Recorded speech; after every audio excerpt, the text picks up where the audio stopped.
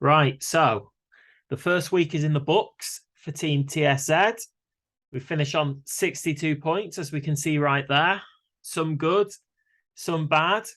I'm here. Adam and Tristan are here. Tristan, tell me, what do you think of that? What do you think for a first week score and that team? Yeah, it's a mixed bag. I definitely seen some worse scores around. I mean, we had the classic template of Salah and Haaland, which came good for a lot of managers. The punts on Rashford that didn't work, obviously, but we're 1 week in. United looking ragged already. Yeah. Luis Diaz, I think a bit unlucky because I think he hit the woodwork and he looked bright and expected to start again. And likewise, Neto was pretty lively for Wolves. Obviously, Podence stealing his goal there, but I'm quite pleased with him. It's only 1 week to go on, and he did reasonably well. In defence, Perisic is looking like a bit of a worry. Obviously, Sessegnon and Royale started the fullbacks, and both performed really well. So it remains to be seen how long it'll take before Conte puts Perisic in the side. I mean, I do think he'll be first choice eventually. It's just whether or not it's going to be against Chelsea or maybe a bit further afield. So with him, a bit of a question mark. We've got the double keepers there.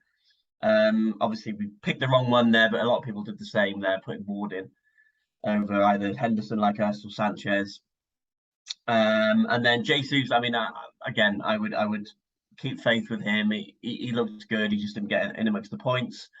I know there's going to be a lot of people knee-jerking to maybe get Darwin in, and that's maybe a conversation to have. But 62 points, it's a reasonable start, isn't it? It's not spectacular, and it's not a disaster. Yeah, it's okay. The most important thing in that was that we went for Haaland over Kane. That was the most important thing. Anyone that went for Kane this week has just had an absolute nightmare. That's the game, isn't it? That's the game. It's a fixture thing. It's Haaland's debut. I don't blame anyone for doing it, but ultimately it's a disaster for them. Perisic is frustrating because looking at Ryan Sessegnon's performance and Emerson Royale as well, Conte's wing backs, if you can get one that stays in the team, they are an absolute must-own.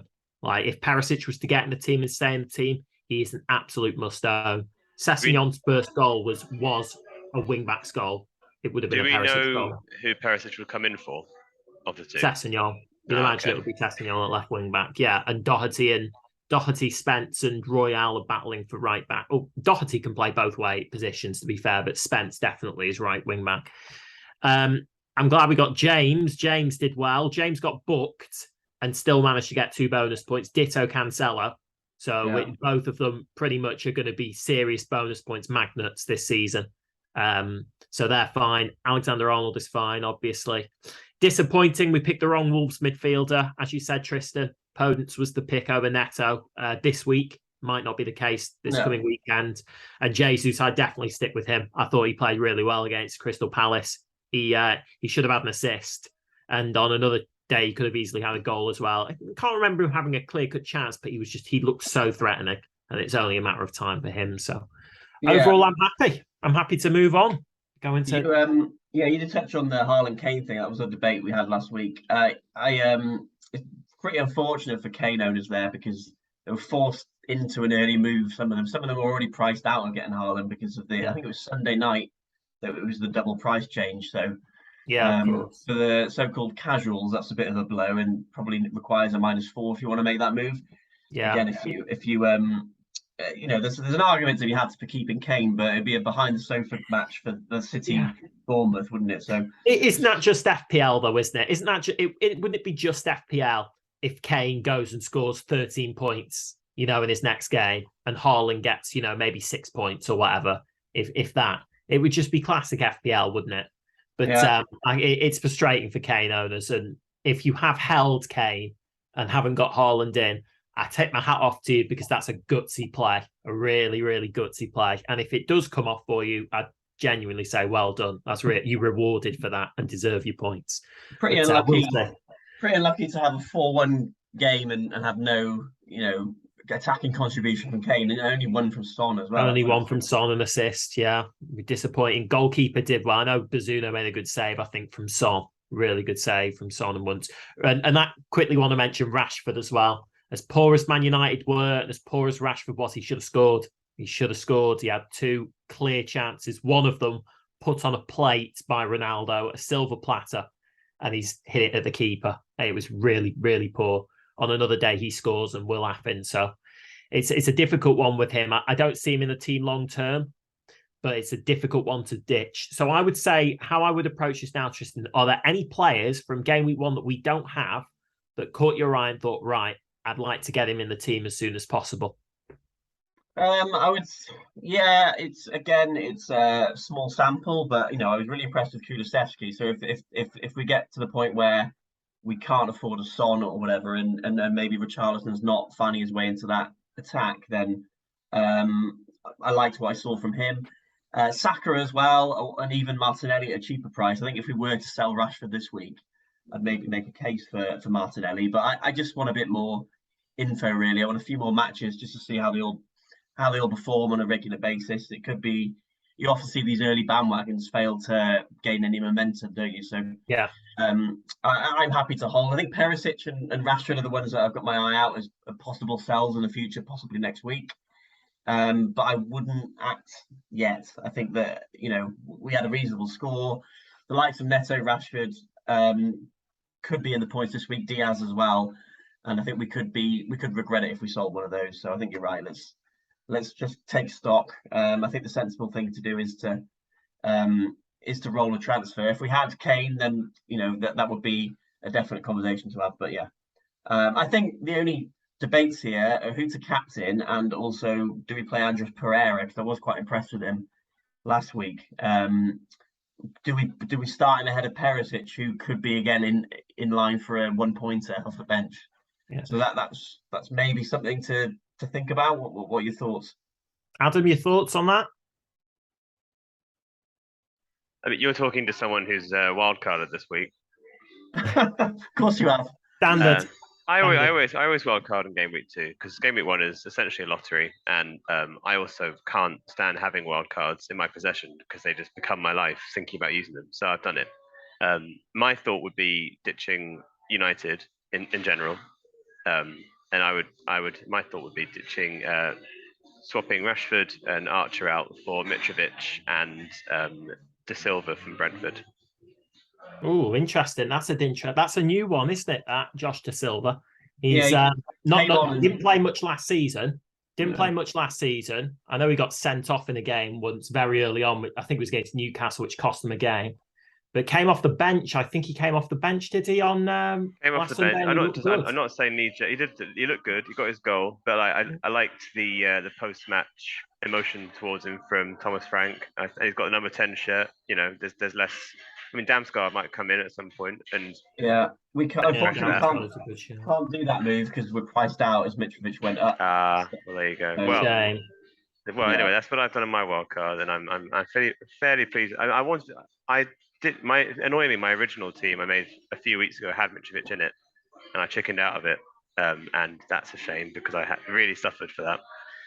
So I've fixed my stakes. I think if Perisic doesn't play this game and Sessegnon has another good game, there's $1 million there that we could be spending somewhere else. I agree. I agree on Perisic. That's what I would say. I'm a bit worried simply because now I'm relying a lot on Tristan for Pereira, because I didn't see. I'm a Wigan fan, so I spent my Saturday lunchtime watching Wigan play Norwich on Sky, whilst Fulham Liverpool was on BT. So I didn't see Pereira play. Would you? So I've got to rely on you, Tristan. Would you be confident in Pereira potentially getting points away at Wolves? Can never be confident in a 4.5 mid, can you? But as far as they go, I'm probably more confident of him getting more points than Perisic, because I don't think Perisic will start. And Chelsea's a very tough fixture. I mean, probably not as tough as it has been in recent seasons, but it's still, not an easy game. London derby, so I'd maybe say let's give him a go ahead of Perisic. But it is Conte back at Chelsea, which I quite like for sort of a heavy win for Spurs. Well, they were very good. Yeah, they were very good. I think it's also we seem to have completely forgotten him and not mentioned him, but I think it's worth mentioning Nico Williams, because Nottingham Forest had a poor time at Newcastle. they're not going to start very well, it appears, because they have so many new signings to embed, and it shows. Newcastle dominated. However, there were a couple of bright spots, and how ironic it is that those two bright spots are in our team. Henderson in goal, who made about 7 saves, and Williams, who looked threatening on the right-hand side. He is playing the Jed Spence role of last season. He's playing right wing back, emphasis on the word wing, and he's pushing forward. And I think he'll get some points at some point this season. So I don't know if it may even be worth considering him instead of Pereira. West Ham will be tough opposition. They'll definitely have an eye on this as a win, and I don't blame them for that. Like I say, this Boris team, I think they might struggle to keep clean sheets early in the season, just as they try and establish themselves at this level with their new signings. But this is the first game at the City ground, a packed City ground. There'll be a good atmosphere. Nottingham Forest will be up for it. And Williams, I'd say, maybe is someone worth potentially considering as the player that comes in if we're choosing to roll the transfer, which at the moment is looking like the sensible thing to do. Yeah, I think he did have a shot as well in that first game. But I think if it was an easier fixture, you could probably convince me. But I think West Ham, they weren't terrible against City. It was 2-0 against a strong City team. And we know West Ham are a solid unit. First Premier League match at Forest's ground, though. Pretty big deal. Yeah, that's why I put a bit of that in mention. Like I said, it's going to be a great atmosphere, and it'll be it's a big occasion for them. But at the same time, I do have to try and take the emotion out of it, the occasion itself, and try and think of it from an FPL perspective. West Ham are a very good attacking team. Bowen will get a lot more of the ball in this game compared to what he did against City. Rice will be able to run the game a bit better. And you feel like they will definitely create more chances. I thought Scamacca looked quite good against Man. He looked like aerial. He's clearly a David Moyes player all day long. He's going to be a massive threat from set pieces, etc. Yeah. So I do think it'll be tough for them to keep a clean sheet. And I'm kind of banking Williams more on a potential attack in return. Yeah, I think the reason I'm favouring Pereira is just because Fulham impressed me so much. Obviously, playing against my own team last week, but they were very strong. I don't necessarily expect them to play like that every week. They're obviously really up for it back in the Premier League against, one of the top dogs. But, Wolves look shaky to me. And Pereira, he was, because at times he was running the show midfield. He's not going to be a massive points getter this season. But I think he's worth taking a punt on. I think he's got a better chance of points than Neco this week. Okay. Well, in that case, are we all pulling for a player each here? Then are we all saying what the different? It feels like it, doesn't it? It feels like it, doesn't it? You're hanging your Perisic hat. I've championed Williams, and Tristan's gone for Pereira. Look, I would be happy to go for Pereira. Yeah, I think I'm happy to trust Tristan on the fact he will have watched the game and he will have seen him play. And I floated the idea of Kane last week, and had we gone for that, it would have been an absolute disaster. And this would have been over before it's even begun. So it's probably for the best that he's earned another shot here, really, in terms of choosing someone. I would say, though, I would ask if Williams go ahead of Perisic on the bench. I wonder if you think of that, Tristan. I'm not sure Perisic will play against Chelsea. I'm not sure. I don't know what you think about that. Maybe you think he will. No, you're right. To be honest, I think all these players will play, so it'll be matter. True. But I think, fair enough. I mean, how can Conte take Sessegnon out after that? He's a manager who keeps faith with a performing team, doesn't he? So let's do that. I'm happy. I like your sort of philosophy that I've got credit in the bank. That's something that you have. I think it's a fair thing. It's a fair way to go, isn't it? I mean, the thought of potentially having Kane. I mean, I feel for anyone who does. It's just awful, isn't it? That feeling when Haaland slots home that second goal, and you just know what's coming the moment he's through on goal. Yeah, I think that's a good team. We're giving a lot of players like another chance, which is good. I think that's important in FPL, not to be too trigger happy. I think it's important to give a player, give them 2 or 3 weeks rather than just one before shipping them out. Rashford in particular, I think let's give him this weekend ahead of Liverpool and see what he can do. And if he fails against Brentford, then we may well have a decision to make. But I think for now, this looks a good team. And the question is now, who do we pick as captain? Yeah, and just before we captain, are you happy with Henderson over Ward there? I definitely am. Yeah, I am. I think Henderson save points will be important as well. Forget the clean sheet. I think he's likely to make a few saves as well. Like I said, 7 against Newcastle. That was impressive. Yeah, I agree with that. I mean, to be honest, it's the whole community is divided over this one this week. I think Haaland will be the more popular captain, but there's always an argument for Salah, especially at home. Palace started the Yeah. season, being Liverpool beat dominated by Palace Arsenal. like 7-0 last year as well. It's a good question. You're going to make me look that up. I've looked at previous fixtures. I just didn't think Crystal Palace played very well defensively against Arsenal. Maybe I'm being harsh on them, but I thought Arsenal were potentially a bit wasteful in front of goal. Yeah, I felt like a little bit. I thought it could have been a lot worse than what it was ultimately.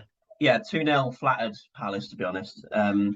But just watching that City game and Bournemouth, before when they were in the Premier League, City always used to absolutely batter them, didn't they? They did. They did. It's for those of you who read our FPL articles in both our captain and fixtures pieces, I think we make the point. Man City have scored 18 goals in their last 5 home fixtures against Bournemouth. I think it is 18 in 5. I think only once have they scored less than 3 goals. It is a different Bournemouth now, though. There's Eddie Howe's Raheem Sterling isn't there, which might help them. You quickly regarding the Palace thing, Liverpool won the games 3-0 and 3-1 last season. You're thinking of the 7-0. You're thinking of the 7-0 back in 2020. God, time flies.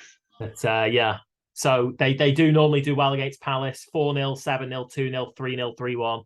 So Liverpool do have a good record against them. It's a tough one. Maybe we look at do we dare say it? Salah could be. I'm not saying he's a differential, but if you were to captain Salah this time, you might actually make some gains because so many people are captaining Haaland. Yeah, I think both of their EOs will be over 100%. So I know what you mean. Like it's a differential in the sense that he won't be the most popular captain, but definitely not like a ultra differential. But I just find it hard to see Haaland. Liverpool, we were well off it last week, and I'm sure we'll improve this week. But Haaland's straight up and running. I thought a lot of people decided against him after that Community Shield game when we really just showed he's just going to get a bucket load of chances, and then the manner in which he both won and took the penalty last week, and then his second goal was just typical Haaland. We're going to see that time and time again. I hope against a promoted team, he would be my favourite there, but it's close. So I don't think we need to go against a grain in Gameweek 2, personally. And Salah has the Monday night kickoff as well. Adam, who would you go for?